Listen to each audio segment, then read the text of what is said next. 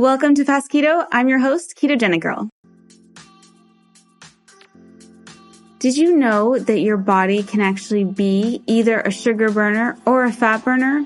On this podcast, we talk all about how to make your body a fat-burning, fat-fueled machine and engaging your full metabolic flexibility. I'm Vanessa Spina. I am a sport nutrition specialist, a biomedical science student at U of T, and I am the author of the best-selling cookbook Keto Essentials, available on Amazon, and creator of the Ketogenic Girl Challenge program. And I am obsessed with optimizing our health through all these different biohacks, ketogenesis, intermittent fasting, all of these amazing tools that center around making the body a fat-adapted, fat-fueled machine. With this in mind, I present interviews to you with biomedical scientists, physicians, and people from all around the world who have experienced remarkable results from following a low-carb or ketogenic diet and getting their body into ketogenesis. So I hope you guys enjoy these interviews with this goal in mind. Hello, my friends. Welcome back to Fast Keto. I'm so excited to be here with you guys for this solo cast episode, the second episode of the week.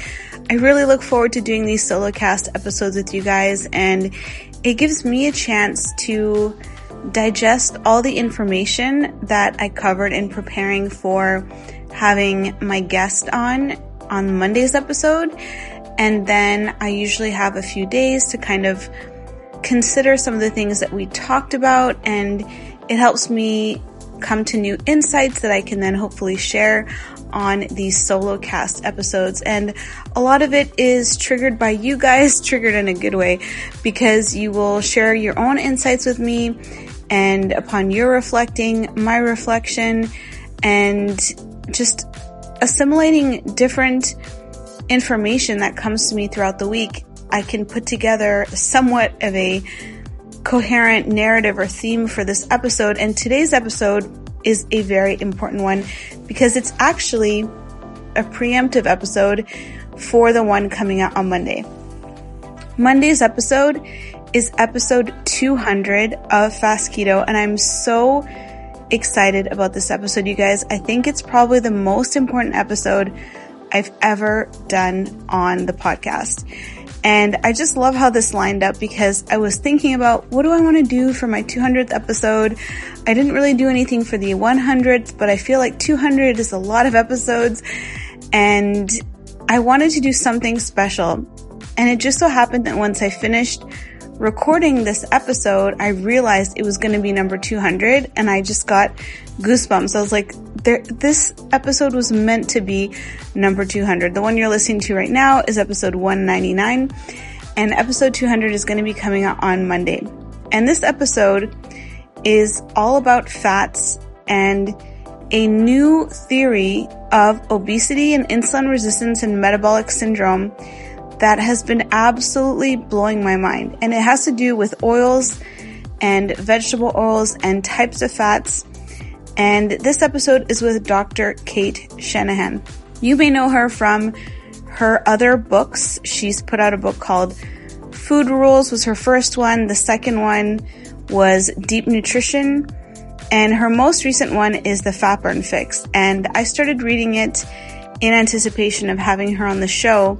I heard a few clips that she had been on. She was recently on Bill Maher talking about how she stakes her entire reputation on the fact that no one would need to worry about getting this virus if 5 years ago everyone had gone off of consuming factory refined vegetable oils and replaced them with healthy fats.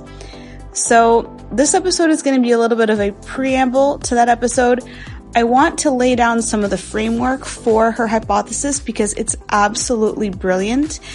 And I want to talk about how she kind of connects the dots in terms of exactly what her book is about, the Fat Burn Fix, how to fix your body's ability to burn its own body fat. And we're going to get into all of that on this episode today, episode 199. This episode is made possible by one of my favorite companies, ButcherBox. I absolutely love this company. The difference in the quality of their meat when compared to the grocery store, the convenience of having delivery shipped right to your door, and how budget-friendly it is makes it one of my favorite services out there. Now, some of the things I love about them is they have delicious 100% grass-fed beef. So that means you're getting beef with the healthiest omega-3 to omega-6 profile. You are getting free-range organic chicken, heritage breed pork, and wild-caught seafood. It's really unbeatable value because the average cost works out to less than $6 per meal. I love how flexible it is. They have so many different box options and delivery frequencies to fit your needs, and you can cancel anytime with no penalties. It's so convenient because you get great tasting meat that you can feel really good about, delivered right to your door with free shipping. I really think caring about animals and our planet, improving the livelihoods for farmers, and having better meals enjoyed together makes such a difference. ButcherBox sources from ranchers and fishers who meet the highest standards for quality. You get to choose your box and your delivery frequency. They offer 5 different boxes, 4 curated box options, as well as their popular custom box, so you can get exactly what you and your family love. They ship your order frozen for freshness and packed in an eco-friendly 100% recyclable box, so you get to enjoy high-quality meat delivered directly to your door. And this saves you time, so you have more time for yourself, more time to have amazing meals together as a family. Now, the wait is over. ButcherBox is now welcoming new customers again. You can sign up today at butcherbox.com/fastketo. That's FASTKETO to get high quality meat delivered directly to your door. That's butcherbox.com/fastketo. Try them out and let me know how much you love it. As always, guys, before we start off here, if you like this episode, be sure to share it with someone that you think would enjoy it too. This is an important episode. As I said, it's a primer to Monday's episode, which is all about learning how to burn your own body fat. Now, reading Dr. Shanahan's book lit off so many different ideas and insights for me. It connected so many dots and answered questions that I had for why certain things didn't work. So in my interview with her, I asked her how she came to form this theory, and she said that she had been going to low-carb events, since about early 2000s, and she started doing a lot of writing and speaking about, low carb around 2010. And there was this theory circulating, which is still the predominant theory today, that carbohydrates are the reason that we develop insulin resistance and metabolic syndrome and eventually obesity and all of these metabolically rooted diseases. And it all comes back down to the overconsumption of carbohydrates, especially refined carbohydrates. This is something that I've definitely bought into, and the theory really makes sense. You overconsume refined carbohydrates, your blood sugar becomes dysregulated, it becomes overly high all the time, overly elevated. You have these broad excursions up and down, and then your blood sugar rises and it falls, and then you feel hungry all the time. And that more insulin eventually leads to the cells become insulin resistant, not wanting to open up anymore to let any more fuel inside them because they're full. And so insulin remaining really high and becoming higher and higher in the blood. Now, Dr. Shanahan, first, she gave credit to this theory. She believed it. But after a while, she thought it just doesn't make sense. There's something about it that doesn't make sense. There's something about it that's off. Why would the body, being as intelligent as it is, why would it become insulin resistant from exposure to insulin? And that's when she started putting together this incredible theory, which has to do with our body's ability to burn fat and something that happens that prevents us from burning our own body fat.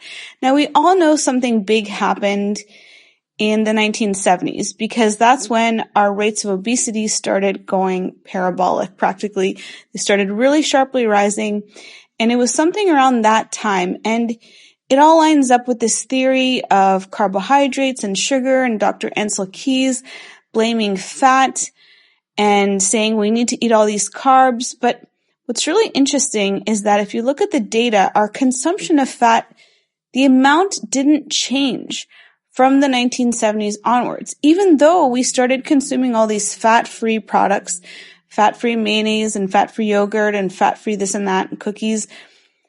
The total amount of fat that we were eating didn't actually change. We just changed the type of oil that we were eating and the type of fats. And we were told that the worst kind of fat possible for you are fats coming from animals, animal source fats. Saturated fats are going to give you heart disease, a heart attack, and you're going to die.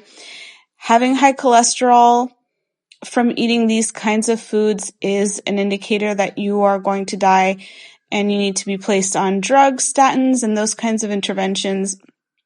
And that the healthiest oils for us are these special oils called vegetable oils. And they really do sound healthy, don't they? Vegetable oils. They just sound so healthy.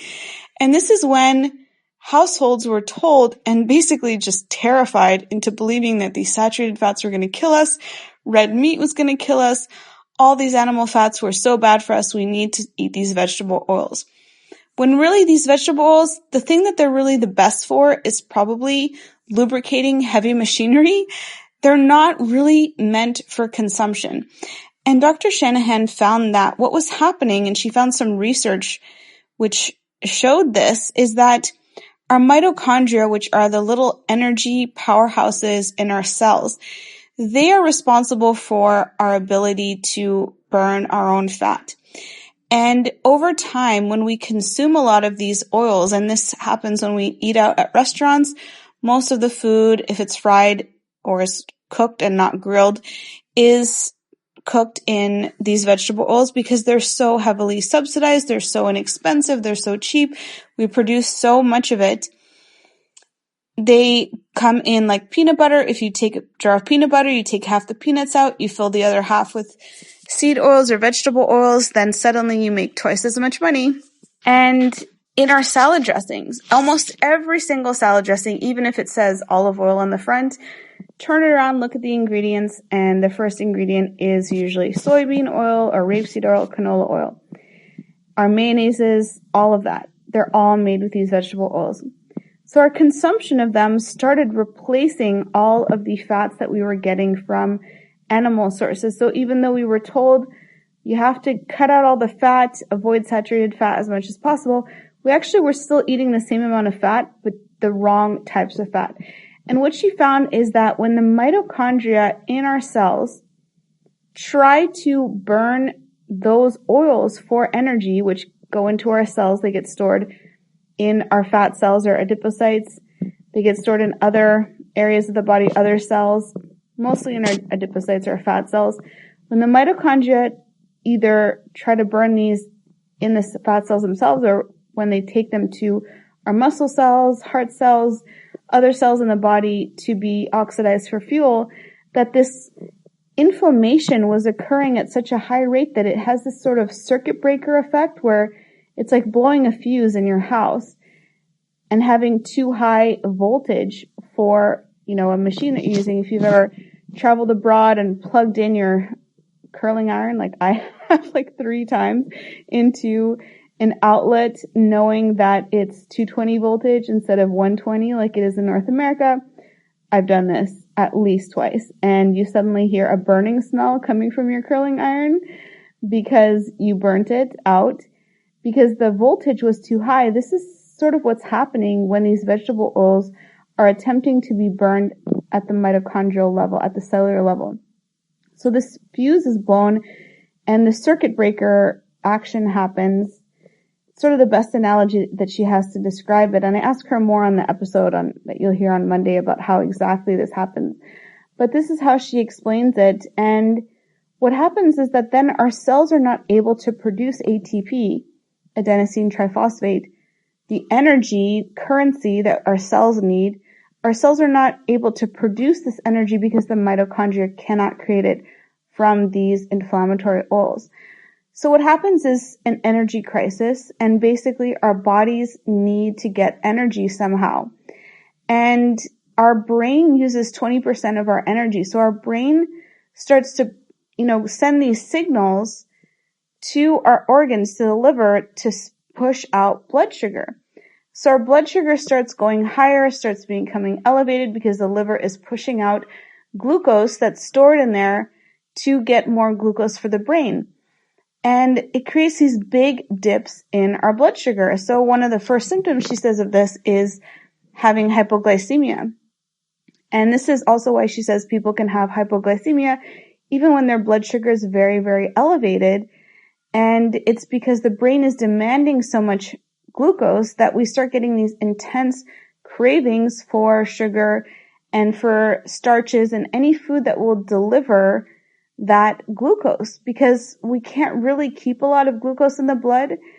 You can only keep about a teaspoon worth of glucose circulating your blood at any time. So because insulin is so responsive, it will get released and it will shuttle that glucose into our cells to be utilized. And this creates this constant energy crash feeling, this fatigue feeling, these cravings for sugar and for glucose. And there's a progression that happens initially from hypoglycemia to prediabetes and eventually insulin resistance or diabetes type 2. And this is all verifiable by checking your fasting blood sugar in the morning. So that level starts to go up higher and higher and higher. And you've probably seen that fasting blood glucose in the morning of over 100 typically means there's some kind of insulin resistance. And she says it actually starts happening before that.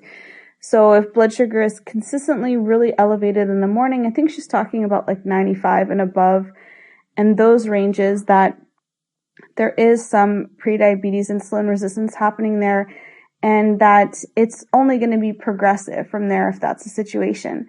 So by consuming all of these vegetable oils, factory refined vegetable oils and seed oils, our cells have been replacing healthy lipids, healthy fats with these oils.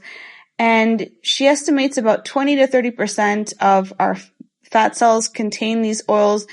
And there's these isotopic studies that have been done to show how long it took to get nuclear contamination out of our cells. It was about 1.5 years, I think, was the half-life. So it can take about 1.5 years to 3 years for the average person who isn't overweight to get these seed oils out. But the good news is that as soon as you stop consuming them, you will be on the path to getting your body getting rid of these inflammatory oils. And I just think this is such a brilliant theory of obesity and what is the underlying cause of it. And the fact that it is these inflammatory oils makes so much sense. And it doesn't invalidate the sugar or the carb perspective, because when you combine, sugar and fats, you get advanced and glycation products, or AGEs, which are basically DNA damage or mutagens. They cause a lot of damage in the body. And, they're very dangerous. So when you combine the inflammation from sugar with these inflammatory factors of the seed oils, vegetable oils, it's really just, as she says, a ticking time bomb of inflammation. And it really predisposes us to disease and makes us susceptible to things like viruses and sicknesses.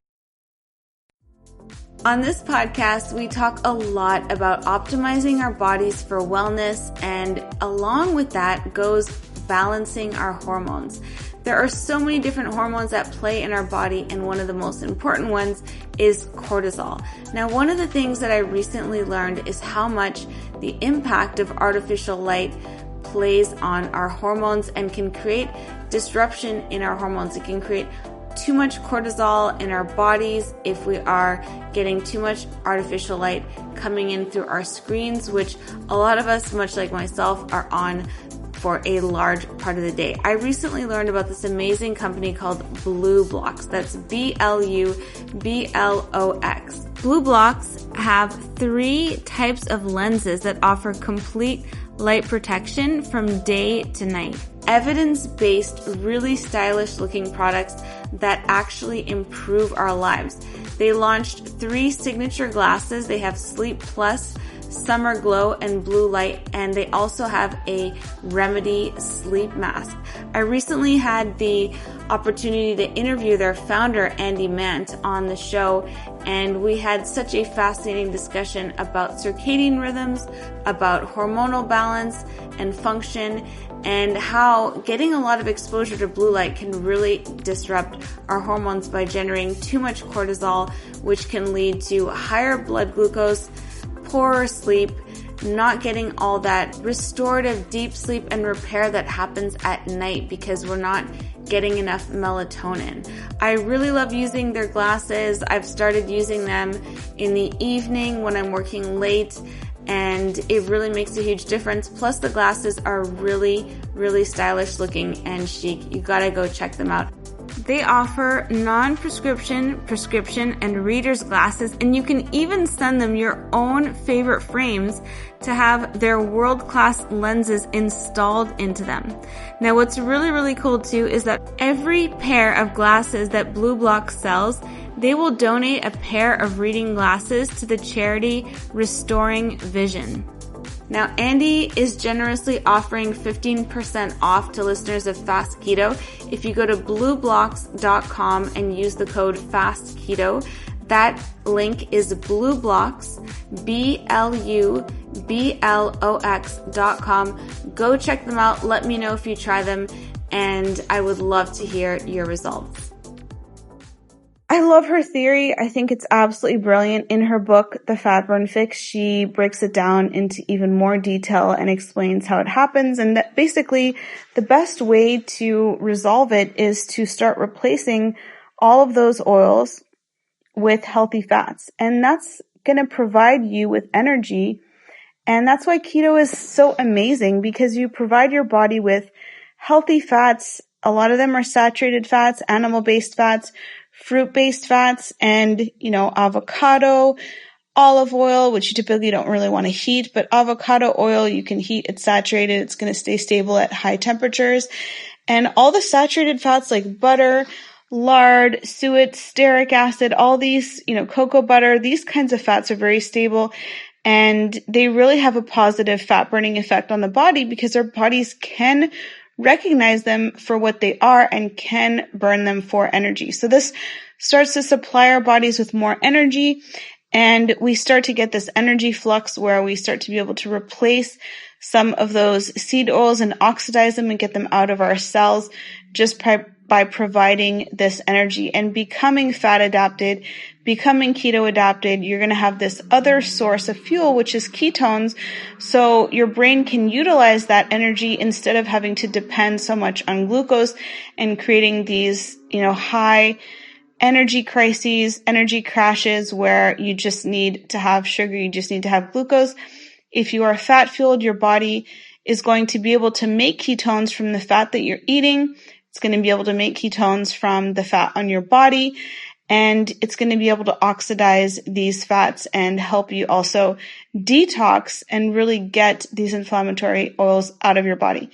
The most important thing is making sure you're not consuming them in any form. And I've made the mistake of thinking that I wasn't, and then I realized, last week we went out to dinner and I had that tiny bit of Caesar dressing with my salad. 100% that was made out of seed oils.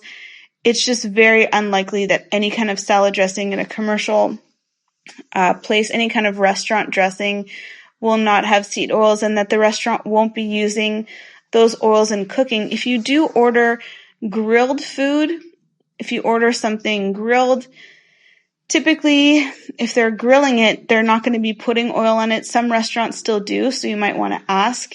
If you tend to eat out a lot or eat out the same places, we mostly eat about 99% of our meals at home and have for the last several years, partly because of these oils.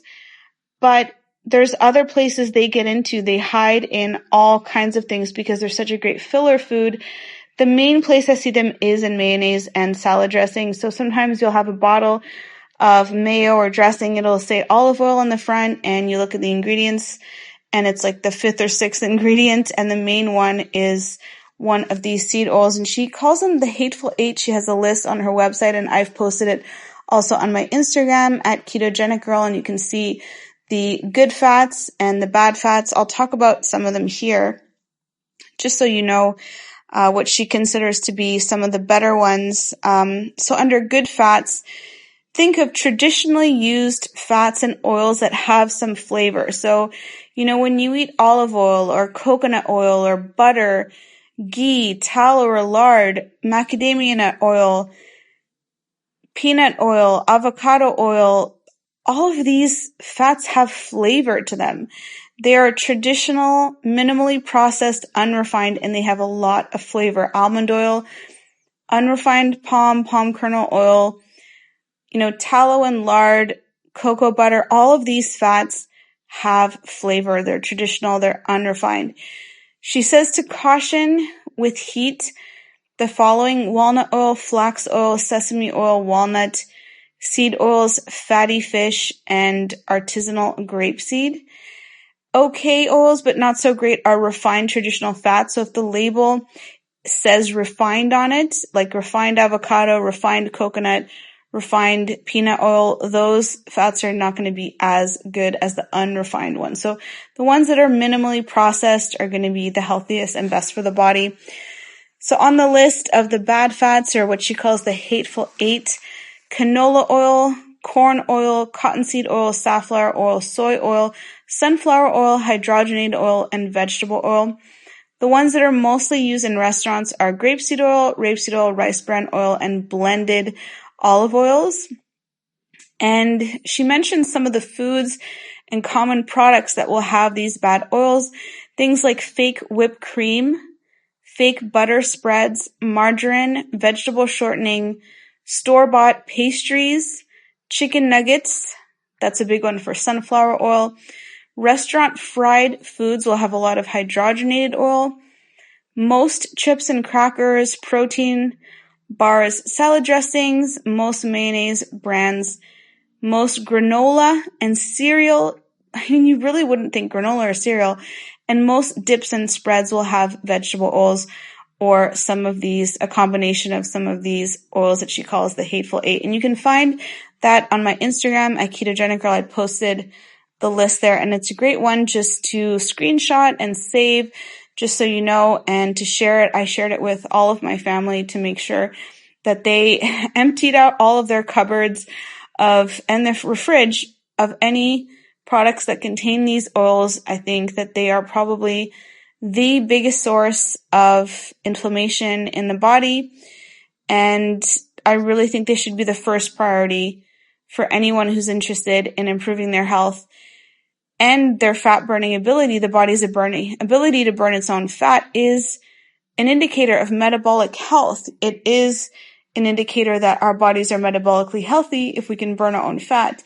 And she has a quiz in her book for certain things that are indicators. So if you get hypoglycemia symptoms, like very shaky, or, certain symptoms of hypoglycemia, feeling nausea, and those kinds of things when you're hungry, that can be a sign that you are on this spectrum, or that you're progressing in that direction and your body's not able to burn its own fat. Now, one of the things, there's a couple interesting things. One of the things that I thought was really interesting is how extended fasting in some cases is not beneficial beyond a certain point. And I talk about this before because it can create a slowdown in metabolic rate, because anything that you do for a really, really long time, eventually your body will adapt, and that includes extended fasting. So I like to do, about 3 5 to 7 day fasts throughout the year. Those are not fasts that will, affect my metabolic rate in a negative way. They are just 5 to 7 days. They're limited. And I do it when I'm not stressed. I'm in a relaxed state. Otherwise, I'm well fed, I'm well nourished, and I make sure to nourish myself extra well around those fasts. But people who engage in chronic fasting, it can lower the metabolic rate. And some of the protein scientists I've had on the show, like Dr. Don Layman, has said that the main reason people get results and weight loss from intermittent fasting, or fasting a day or two a week, is just the calorie restriction. And it totally makes sense. You're lowering your average weekly intake by 1,000 or 2,000 calories by doing that intermittent fasting. Some of it probably has some benefits to the fact that insulin is lower, but you can have that on keto anyway because your insulin will be lower if you are doing a ketogenic diet. So you don't need to fast if that's what you're looking for, but it is a good way for some people to restrict their calories or keep them lower. But one of the things that I found in it was one of the 7-day fasts I was doing, towards the end, my blood sugar had gone progressively lower during my fast, which is normal. My ketones were going up towards the end of my fast. I think it was on the 6th or 7th day. Suddenly my blood glucose went way up and my ketones went away. I was back in a glycolytic mode. I was no longer in ketogenesis, and it made no sense to me because I wasn't stressed out.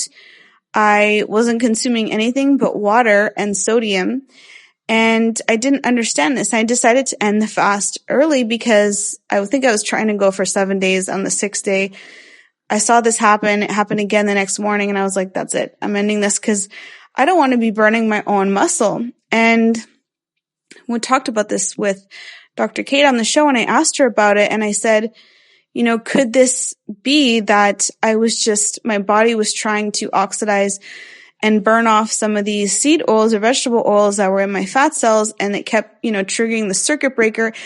And it completely lines up with her theory and hypothesis that this is what's happening, and that basically your demand for glucose at that point will go way up because you're just not able to burn the fat. You can't burn the stored body fat. I have a relatively lower body fat percentage. It's around 20 to 21%.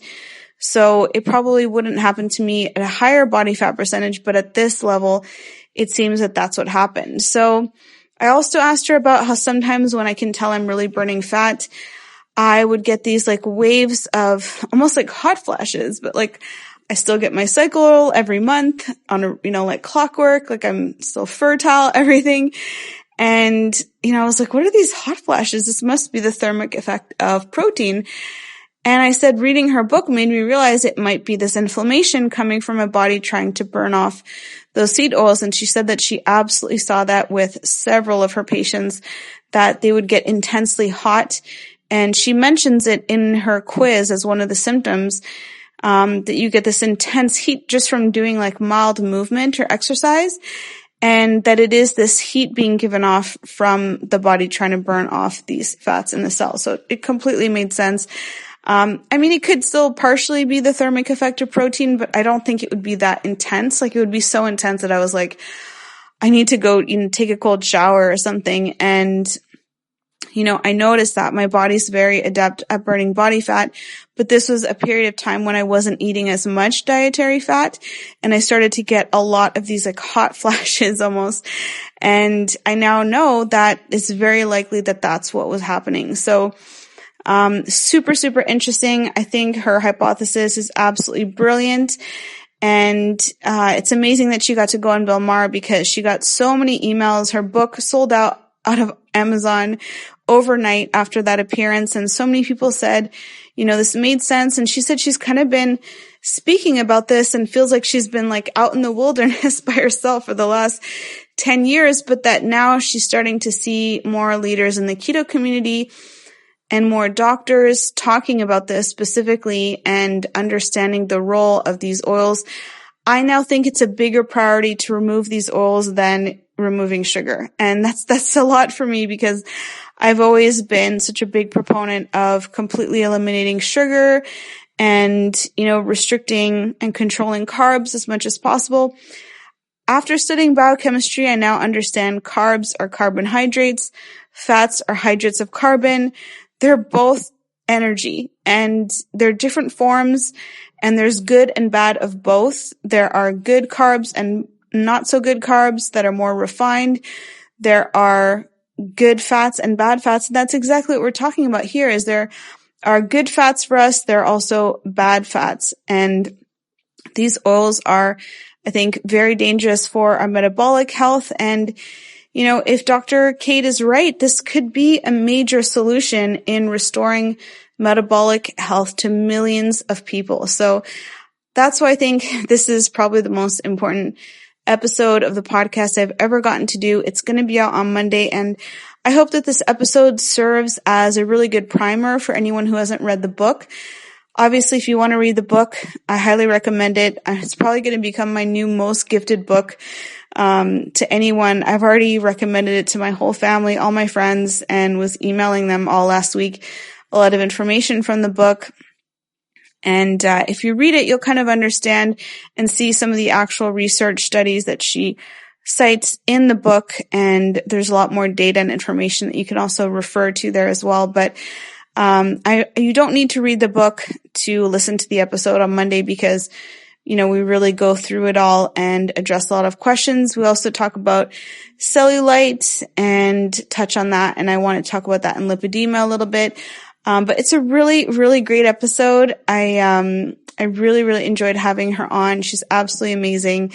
And I'm so excited to share the episode with you guys on Monday and to hear your feedback on it as well. So I hope you guys enjoyed this primer on the episode. I was able to kind of assimilate some of my thoughts after reading the book, after speaking with her, and really deeply understanding it, and some of the, conclusions that helped me draw on some of the question marks I had and things that I didn't understand before about biochemistry. And it totally makes sense because she studied biochemistry.